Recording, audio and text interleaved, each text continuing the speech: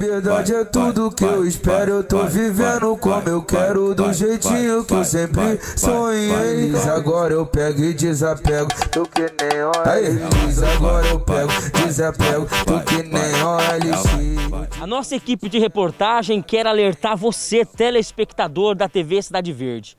Dá uma olhada neste veículo aqui. Modelo Honda Civic, os vidros todo transparente, roda de malandro. É isso mesmo, veículo todo maquinado. E eu quero chamar a sua atenção. Este veículo foi comprado com o dinheiro de pessoas honestas, pessoas trabalhadoras.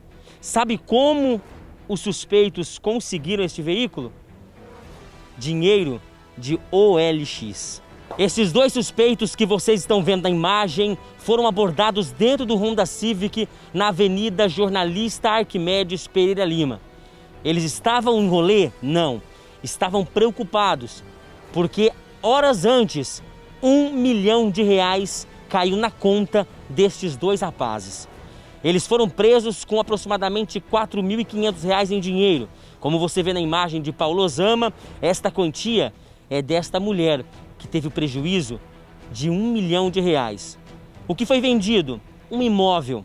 Ela acabou sendo lesada neste valor. Nós chamamos a sua atenção, fique esperto. Quando a esmola é grande, o santo desconfia.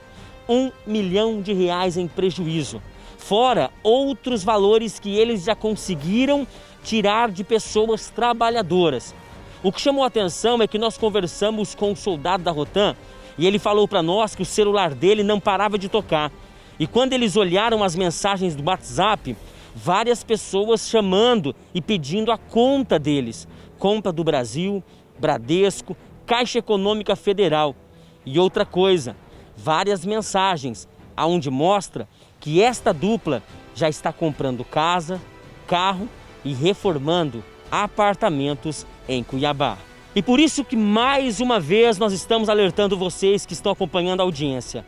Nós sabemos que infelizmente pessoas no meio de toda a pandemia querem conquistar o seu veículo, a sua motocicleta, a sua casa própria. Mas é o seguinte, a equipe da Rotan já prendeu milhares de pessoas envolvidas em estelionato com o site OLX. Então nós avisamos e alertamos vocês. Cuidado, muita atenção, porque as pessoas estão sendo lesadas diariamente e os bandidos estão à solta, pronto para dar o bote em você. As imagens são de Paulo Osama, apoio técnico João Vieira, reportagem Franciel Almeida, para você que está acompanhando a TV Cidade Verde.